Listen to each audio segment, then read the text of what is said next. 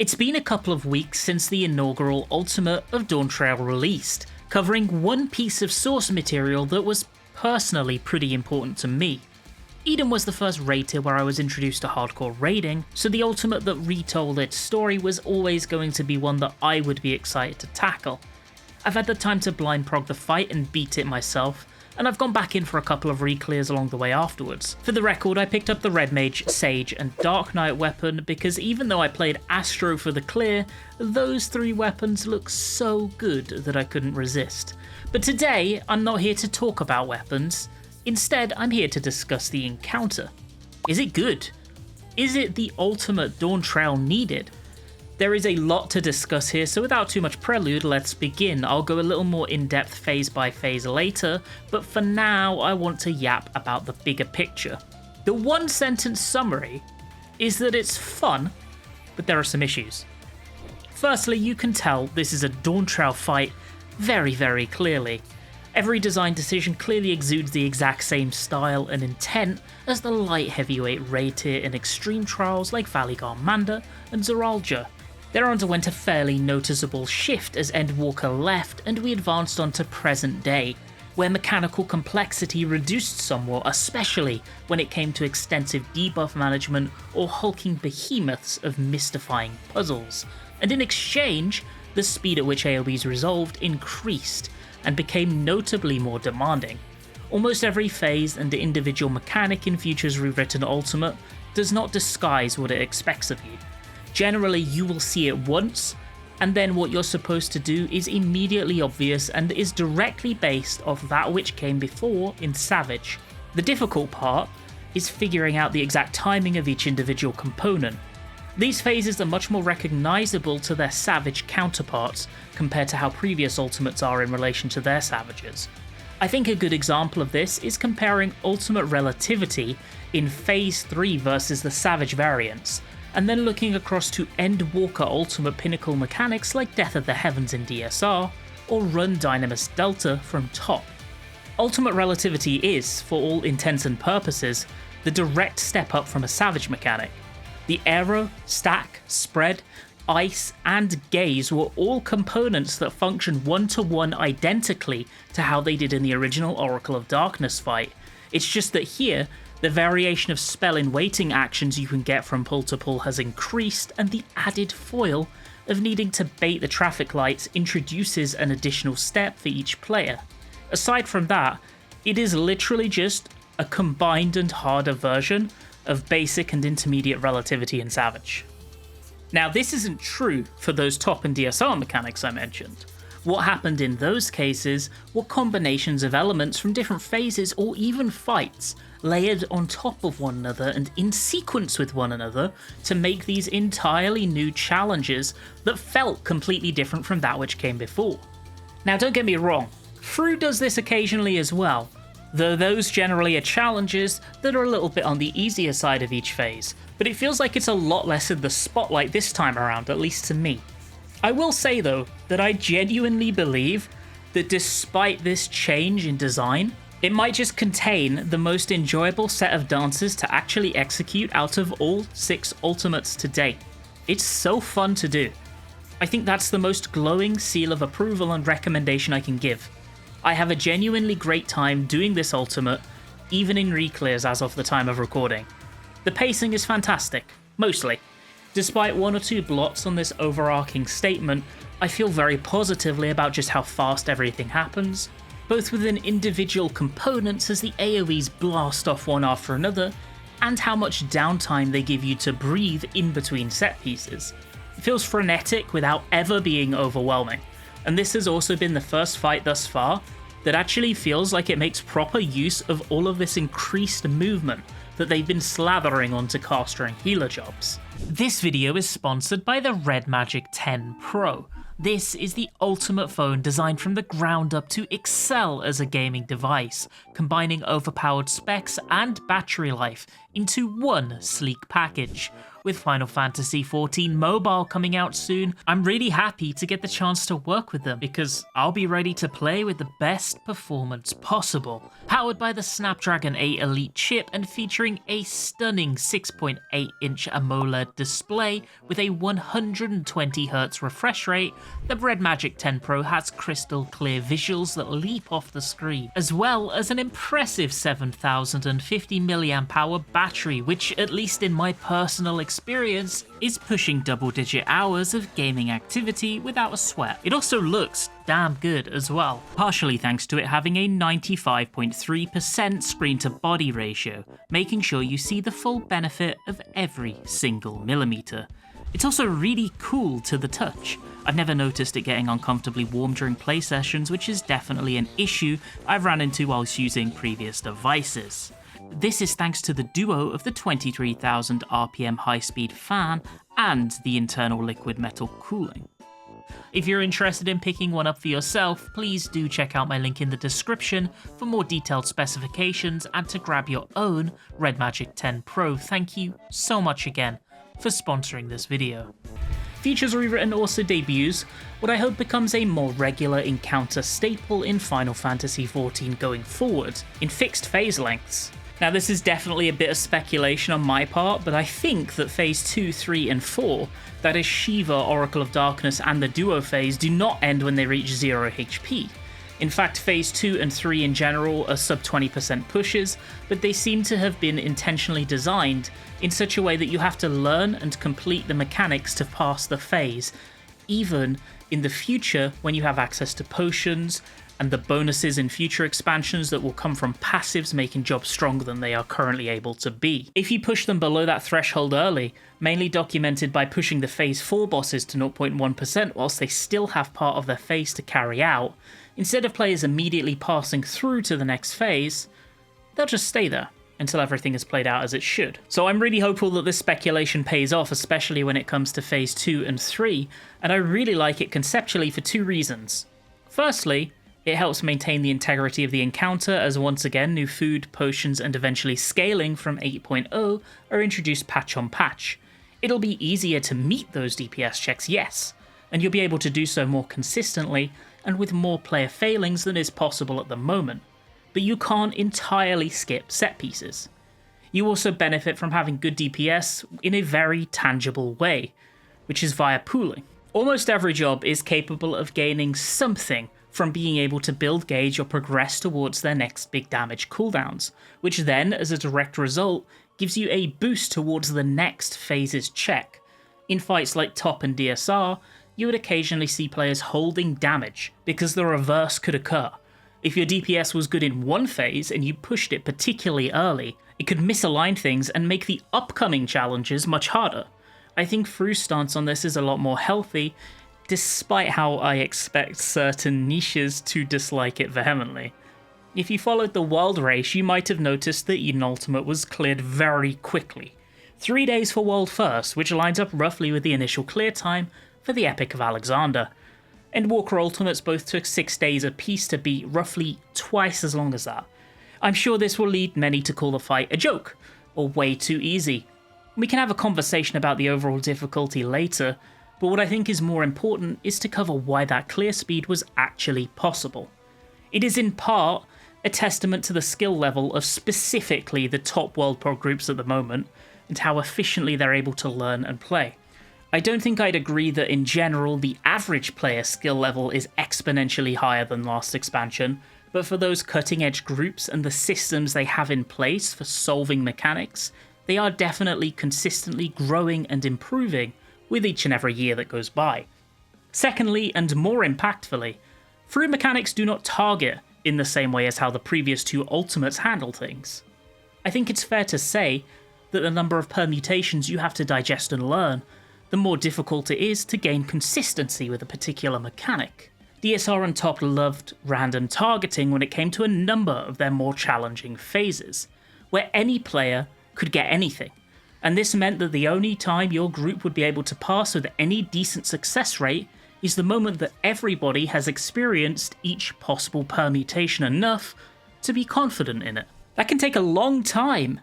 In FRU, more mechanics target either on a specific role or what regularly ends up occurring, a reduction in the number of responsibilities you can potentially end up dealing with. A good example is once again Ultimate Relativity in Phase 3. If this were in top, these debuffs would target randomly, and it would be possible for you to be afflicted with anything, and you'd have to learn all of the spots. Well here, instead each role can only get a couple of permutations apiece, exponentially reducing what each player needs to learn, and increasing the percentage that with each pull you'll get to practice your personal pain point. But there's a larger reason that contributed to the quick clear time, and that is simply that the number of body checks have been reduced drastically, and that failure states do not immediately result in a wipe due to the leniency of the DPS checks. In fact, whilst I was progging, we were able to complete phases with 4 deaths at times, which when compared with week 1 Endwalker ultimates is insane to think about. If you mess up most mechanics here, the result is that you likely die, and maybe a couple of other guys get a heavy damage down. Doom is rare, and instant wipe is also much less common than it was in the past, thus it's recoverable. And even when you won't have enough damage as a direct result of that failure to finish the fight, you can still gain valuable practice. So failure doesn't insta-wipe you, which means you get to practice the mechanics more, and you often have less permutations to learn in the first place due to them targeting on roll rather than randomly. Because you can learn a whole lot more consistently with each pull with this design philosophy, it's natural that you're going to progress a whole lot quicker. I also personally believe that these fast but simple style of challenge designs are easier at a baseline than that which came before, though I'm not of the opinion that easier difficulty is bad inherently, as long as it is interesting. I know that for me personally, DSR and top were both long progressions as a hardcore raider, taking 9 to 10 days apiece, and it was just a bit too long for my liking. A lovely sub 1 week progression cycle feels a lot healthier and more fun to me, though I know this is very much a small personal gripe that I feel was alleviated this time around. I think this type of design is more fun and less strenuous, and is friendlier to the large percentage of hardcore raider that needs to take time off from work on short notice for prog thanks to Square Enix's refusal to provide good notice when locking in dates for patch cycles.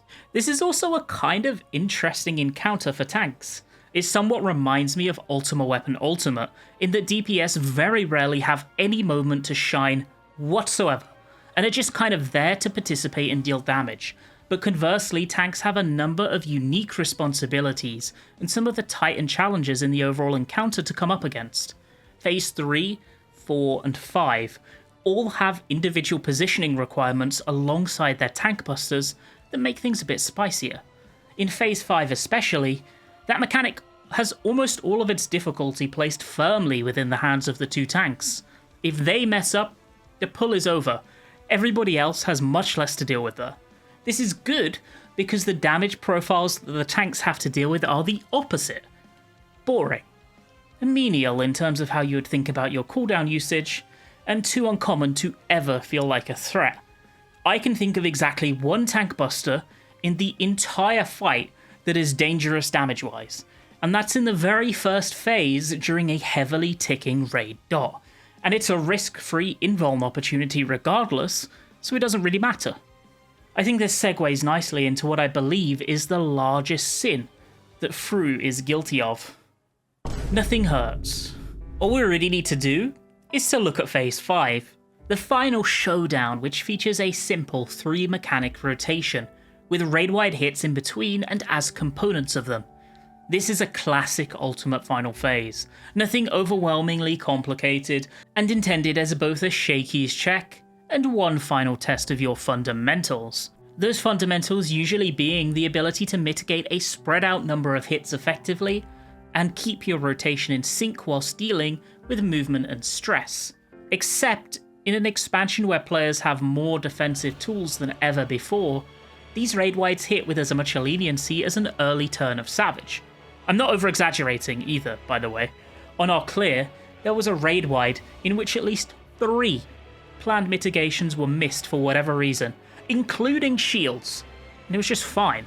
Heck, you could even survive the apparently mandatory tank LB3 partway through the phase using LB1 and stacking those mitigations that aren't required for the rest of the attacks. This isn't to say that I expect every raid wide to be so incredibly tight that it demands perfect play, but it falls so far on the side of overly lenient that it cuts my already lulling engagement as a healer drastically. There have been very few lessons or growth since top released in that regard, and in what is supposed to be the greatest challenge FF14 has to offer, I want my heals and mitigation to matter. Speaking of leniency, the DPS checks were tuned lowly. Now, I don't dislike this inherently, actually. I don't think checks need to be absurdly tight, nor really should they, and that consistently placing in difficult DPS checks everywhere is unhealthy for the enjoyment of the fight. There are benefits to this, such as allowing players to express their capability to recover pulls and be rewarded to them. That too is a type of skill, and ensuring that optimal compositions are not locked.